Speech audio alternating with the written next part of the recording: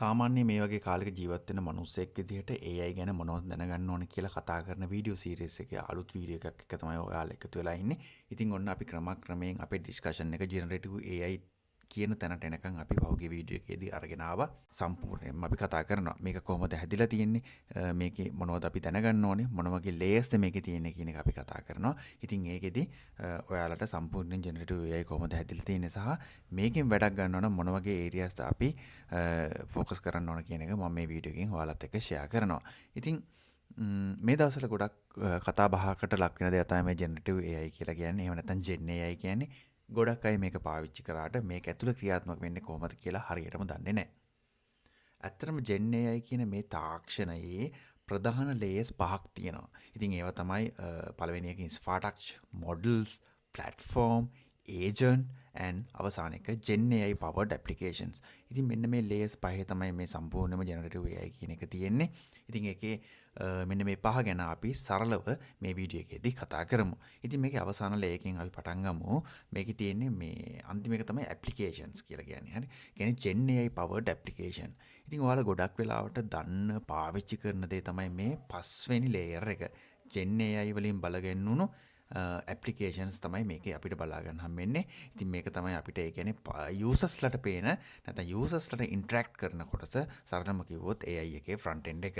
ඉතින් උදාහරණයක් විදිහට අපිට ගන්න පුළුවන් ඔයාලා පාවිච්චි කරන Gemini app එක, Google Workspace එකේ තියෙන Gemini පහසුකම්, එහෙම නැත්නම් notebook LM වගේ දේවල් අපිට මේකට උදාහරණ විදිහට ගන්න පුළුවන්. ඉතින් මේ හරහා තමයි අපි අපේ ඇප්ලිකේෂන්ස් ගොඩක් අපි AI පාවිච්චි කරන්නේ.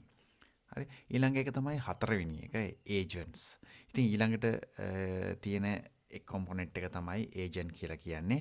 ඉතින් මොකක් හරි දෙයක් අපිට ඕන හොඳම විදිහට ඉටු කරගන්න පුළුවන් software එකක් තමයි මේ agentලා කියලා කියන්නේ. ඉතින් එයාලට දෙන input සහ එයාලා පාවිච්චි කරන්න පුළුවන් tool පාවිච්චි කරලා අපි දෙන ඕනම දෙයක් මෙයාලට කිරීමේ හැකියාව තියෙනවා.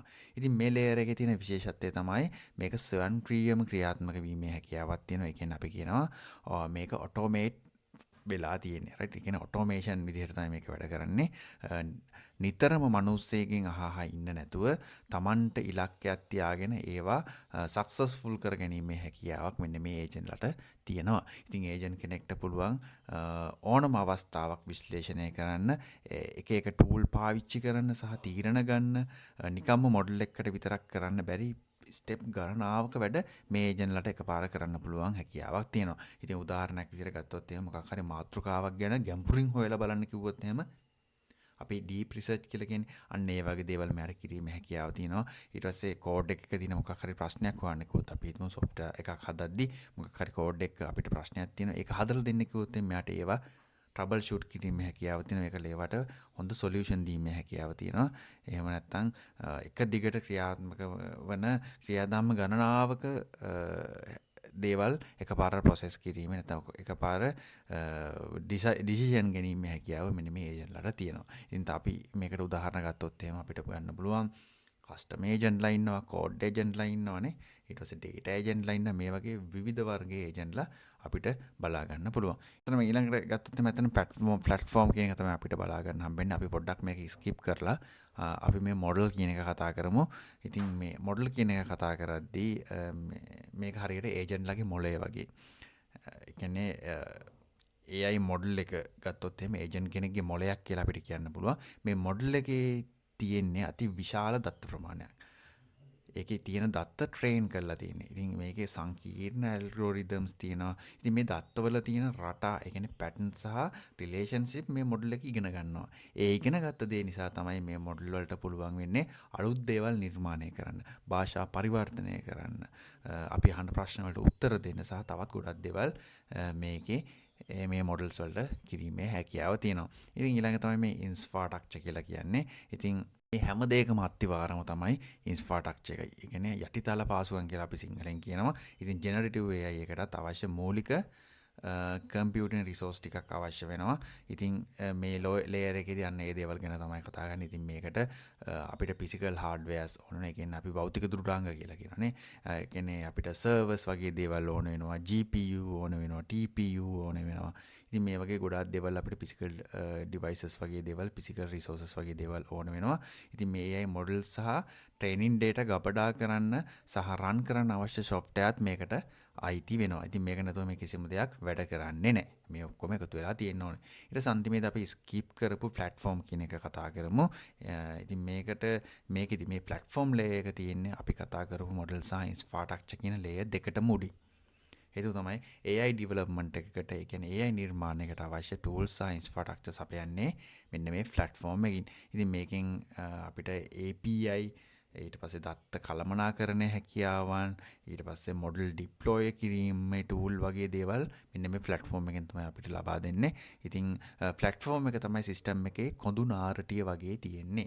ඉතින් මේකෙන් මොඩල් සහ ඒජන්ට්ලා අතර තියෙන සම්බන්ධය හදන ගමන් යට තියෙන ඉන්ෆ්‍රාස්ට්‍රක්චර් එකේ තියෙන සංකීර්ණ දේවල් කළමනාකරණය කරන එක සරලව මෙයා අපිට කරලා දෙනවා.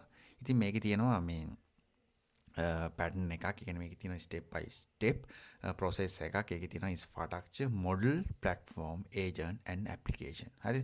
ඉතින් ඔයාලට පේනවා ඇති මේ අත්තිවාරමේ ඉඳන් අපිට පේන ඇප්ලිකේෂන් එක වෙනකම්ම Gen AI එකේ හැම ලේයර් එකකටම Tamanට අදාළ විශේෂ කාර්යභාරයක් ඉටු කරනවා. එයාලට අදාළ ඩියුටි එකක් තියෙනවා.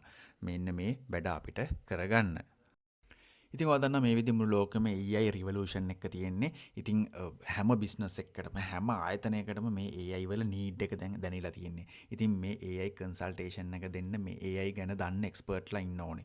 AI සොලියුෂන් ඇඩ්වයිසර්ස්ලා ඉන්න ඕනේ. ඉතින් එහෙම කෙනෙක් ඔයත් වෙන්න ආස නම් ගොඩක් බිස්නස් වල යාළගේ බිස්නස් එක ලේසි කරගන්න AI පැත්තෙන් ඔයාට සපෝට් එකක් දෙන්න කැමති නම් ඒ එක්ස්පර්ට් කෙනෙක් වෙන්න ආස නම් ඔයාට මෙන්න මේ ෆන්ඩමෙන්ටල් නොලෙජ් එක අනිවාර්යෙන් අත්‍යවශ්‍ය සාධකයක් වෙනවා. ඉතින් මේ දේවල් හරියට ඔයා ඉගෙන ගත්තොත්, මේ දේවල් හරියට කවර් කරගත්තොත් තමයි ඔයාට එක්ස්පර්ට් කෙනෙක් විදිහට දවසක වැඩ කරලා හොඳ මුදලක් උපයන්න හැකියාව හම්බ වෙන්නේ. ඉතින් අද වීඩියෝ එකෙන් මම කතා කරේ මෙන්න මේ දේවල් ගැන. ඉතින් ඊළඟ වීඩියෝ එකෙන් මම ඔයාලට අරන් එනවා ඒජන්ට්ලා ගැන. කොහොමද මේ ඒජන්ට්ලා වැඩ කරන්නේ? මොකක්ද මේ AI වල ඒජන්ට් කියලා කියන්නේ කියන එක. ඉතින් අපිට තව කතා කරන්න ගොඩක් දේවල් තියෙනවා. ඉතින් මේක වීඩියෝ සීරීස් එකක් විදිහට මම ඔයාලට අරගෙන එන්නේ. ඉතින් ඊළඟ වීඩියෝ එකෙන් අපි AI ඒජන්ට්ලා ගැන කතා කරන බලාපොරොත්තුෙන් අද වීඩියෝ එක ඉවර කරනවා. ඉතින් මේ වගේ වීඩියෝස් වලට ඔයා කැමති නම් අපේ channel එකත් එක්ක එකතු වෙන්න කියලා මම ඔයාලට ආරාධනා කරන ගමන් අපි ඊළඟ වීඩියෝ එකකින් හම්බ වෙමු.